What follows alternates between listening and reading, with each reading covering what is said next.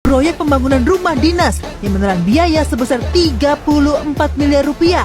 Kontras sekali dengan rumah rakyat jelata yang ada di sana. Kalau jadi pejabat di Indonesia ini enak dan paling enak di seluruh dunia. Ya, kenapa demikian? Karena kalau lu jadi pejabat di Indonesia, lu akan merasakan serpihan angin surga gitu. Kalau kita hitung dari level eselon 1 ya, menteri, pimpinan lembaga, eksekutif, legislatif, dan itu bisa mendapatkan penghasilan hingga ratusan juta tiap bulan, termasuk tunjangan transportasi, komunikasi, reses, operasional, honor tim, penghasilan sebagai komisaris, dan penghasilan legal lainnya. Dan mereka juga memperoleh fasilitas rumah dinas, beban isinya pun ditanggung oleh negara. Dan rumah dinasnya nggak cuma satu, bos. Bisa jadi seorang pejabat itu mendapatkan lebih dari satu rumah dinas. Bisa 3 rumah dinas, bahkan 5 rumah dinas. Dan ada pejabat yang seperti itu. Dan gue siap bertanggung jawab atas statement yang gue keluarkan ini. Ada lebih dari 1 pejabat di Indonesia yang memiliki lebih dari 1 rumah dinas.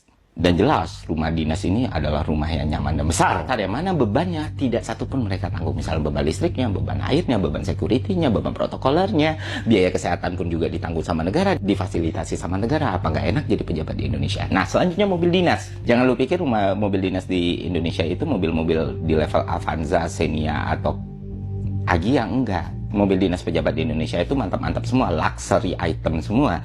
Dari mulai Alphard sampai Range Rover, dari mulai seri 7 sampai S-Class, itu ada semua. Dan mereka juga bisa mendapatkan mobil dinas lebih dari 1. Dan yang lebih enak lagi, mobil dinas ini tidak selalu berplat merah. Karena pejabat eselon 1 ke atas itu punya plat khusus namanya RFS. Kalau ada RFO atau RFH di bawahnya itu biasanya pejabat eselon 1 ke bawah tuh. Dan platnya hitam dan bisa digunakan untuk bertamasya atau bersosialitas.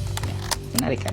Dan berdasarkan riset dan temuan gue ketika gue mencari data di LPSC-nya Sasnek, gue menemukan angka yang fantastis, Bapak Ibu semua. Untuk sewa mobil dinas bagi para pejabat publik di Republik Indonesia ini, Sasnek harus mengeluarkan biaya hampir 20 M, tepatnya sekitar 19,2 atau 19,3 M dalam penyewaan mobil dinas. Penyewaan mobil dinas. Dan semua kemewahan ini bisa mereka nikmati tanpa harus mereka tanggung pajaknya berapa. Selamat datang di Indonesia, negeri para pejabat.